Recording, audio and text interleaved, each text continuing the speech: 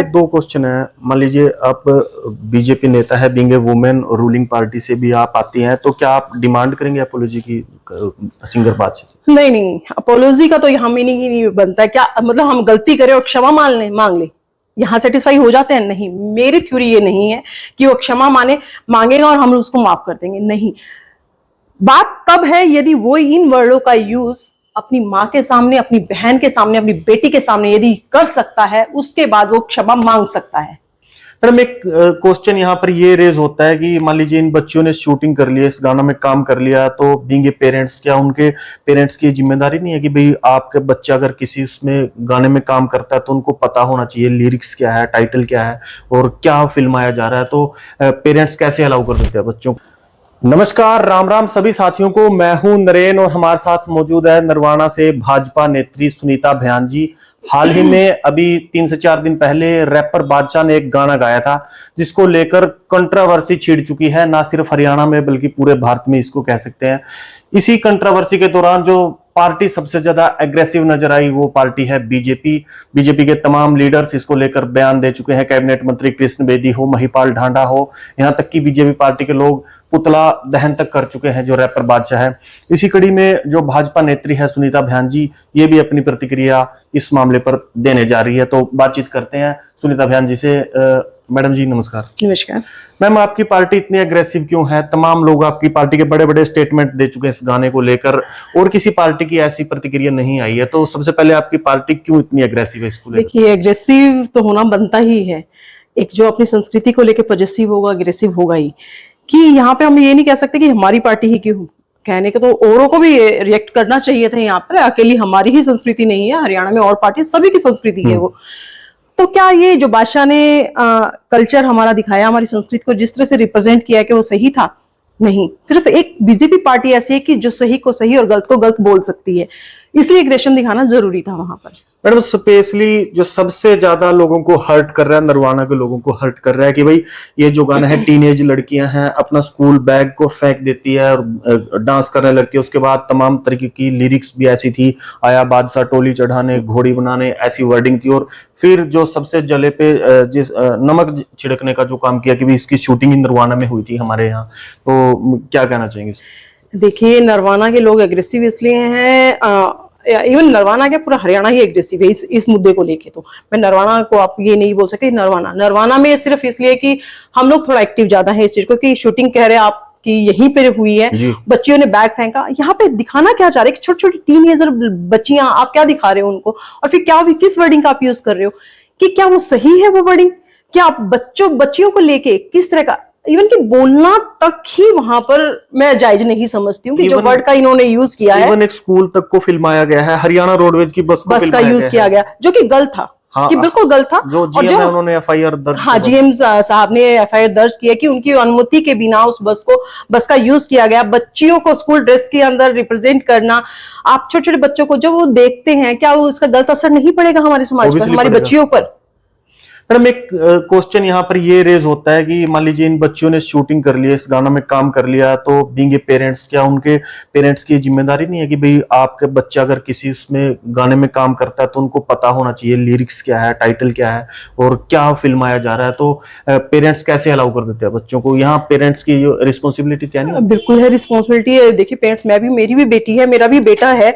यदि देखा जाए एज ए पेरेंट्स बहुत ज्यादा रिस्पॉन्सिबिलिटी हो जाती है कि वहां पे क्या मैटर रहा होगा कि पेरेंट्स ने यदि वो कंसर्न नहीं किया है कि गाना क्या है, लिरिक्स क्या है, क्या उनकी वर्डिंग है, किस तरह से उन्होंने अनुमति दे दी। एज ए पेरेंट्स उनके लिए बनता है कि वो इस चीज के लिए आगे कंसर्न करें कि किस तरह से उन्होंने उस चीज को फिल्माया है, हमारे बच्चों का यूज किया है, या उन्होंने बताया नहीं, जस्ट एक एक्शंस करने के लिए उनको किस तरह से उन्होंने उन लोगों को मनाया कि हाँ, कि हमारी या फिर पैसों का मुद्दा रहा होगा कि उनको पे कर दिया गया, कि जस्ट फाइनेंशियली इश्यूज भी रह जाते हैं कई बार। मैडम, अभी सुबह न्यूज आई है कि इस गाने को यूट्यूब से हटा लिया गया, हालांकि 5 करोड़ लोग इसको सुन चुके थे, तो अभी सोसाइटी पे क्या असर रहेगा इसका? सोसाइटी पे असर तो देखिए बहुत बुरा ही गया है। यहाँ पर क्या है कि हमारी जो संस्कृति, हरियाणा की संस्कृति है, किस चीज के लिए जानी जाती थी? मेहनत के लिए, त्याग के लिए, शालीनता के लिए, सादगी के लिए जानी जाती थी।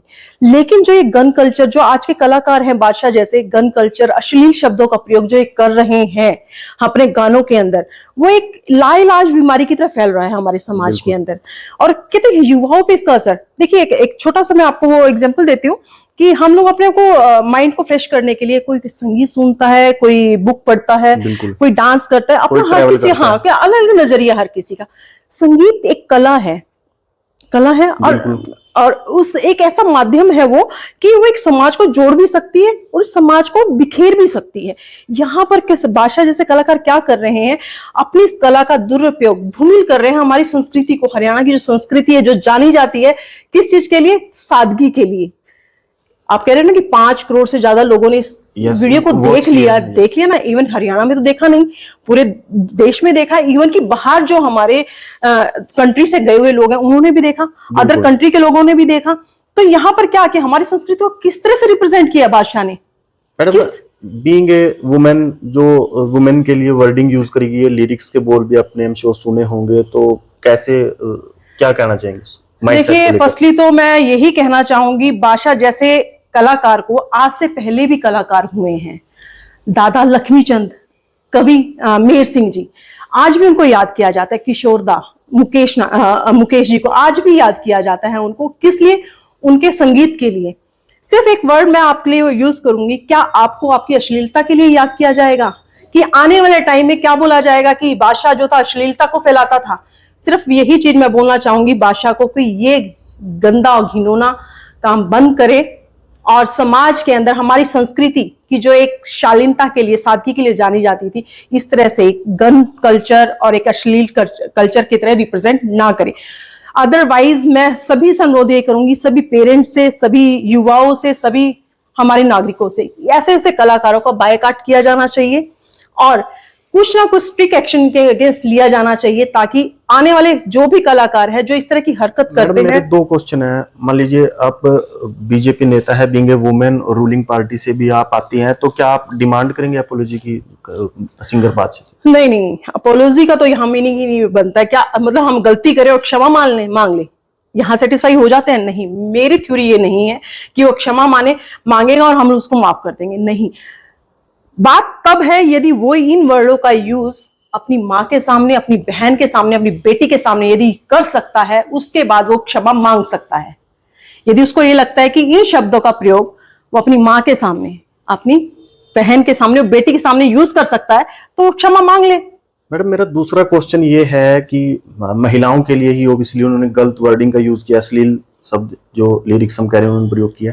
तो इवन सोशल मीडिया पर कई गर्ल्स है, उनके ही गानों पर रील्स बना रही है उसी गाने पर। या तो हमारा समाज किस डायरेक्शन में? डायरेक्शन तो देखिए, वही कह रहे हैं ना, इन्फ्लुएंस कहाँ से मिल रहा है हमें।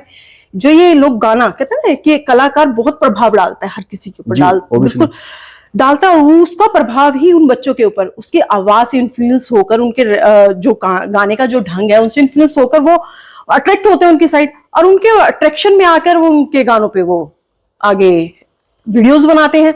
मतलब हमारा समाज जो है ना गलत डायरेक्शन में, डायरेक्शन कौन दे रहा है? जो ये कलाकार हैं, आने वाले जो ये कलाकार, जो आज के कलाकार हैं, जो आने वाला कलाकार है, जो शायद इनको सीख मिले कि हमारे युवा, हमारे आने वाली पीढ़ी जा कहाँ रही है, किस दिशा में जा रही है। तो इस तरह से तो हमारी संस्कृति, हमारा कल्चर जो है सारा नष्ट ही हो जाएगा। तो क्या वुमेन की मतलब यहाँ रिस्पॉन्सिबिलिटी बनती है कि भाई जो लिरिक्स पूरी महिला जाति के लिए उन्होंने प्रयोग किए वो सुनकर ही कोई रील बनाए? ऐसे नहीं कि भी उन्होंने टटीरी गाना में रील बनानी शुरू कर दिया बिना सोचे समझे। मे भी हो सकता है कि स्टार्टिंग के लिरिक्स हैं जो कि सही है, हम उनको ये नहीं कह सकते कि वो लिरिक्स स्टार्टिंग जो जहां से गाना शुरू होता है बहुत सही है। सिर्फ स्टार्टिंग की लिरिक्स ठीक है, लेकिन जो विजुअल है वो वही कह रही ना कि जो वीडियो पिक्चराइज किया गया है कि जो स्टूडेंट्स हैं वो बैग फेंकती हैं अपना, फिर वो डांस करना शुरू कर देती हैं। इट मीन्स वो कहीं ना कहीं स्कूल को अवॉइड कर रही हैं, और फिर उसके बाद उसको अवॉइड करके, स्कूल को अवॉइड करके, फिर कहीं ना कहीं वो डांस अपनी संस्कृति को किस तरह से रिप्रेजेंट कर रही है वहां पर।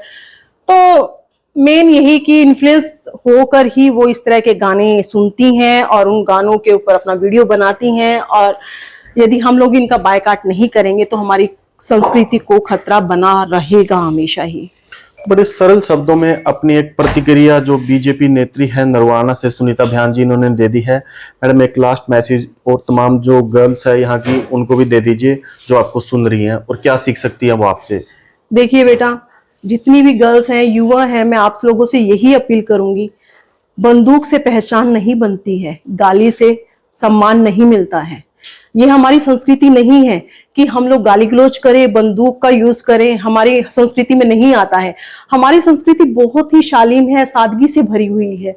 तो आप सभी से यही अनुरोध है कि आप लोगों को कोई सोशल मीडिया पे कोई वीडियो वायरल करना है, कुछ आप अपनी सादगी के थ्रू करें ना। आप कि ये नहीं कि हम लोग अश्लील शब्दों को यूज करके या फिर कोई ऐसा गन कल्चर अपना कर ही हम अपने आप को पॉपुलर कर सकते हैं। तो आप लोगों से अनुरोध यही है बच्चों कि आप अपने साथ साथ अपने पेरेंट्स का भी ध्यान रखें कि आप किस तरफ जा रहे हैं, किस तरफ आप कदम बढ़ा रहे हैं।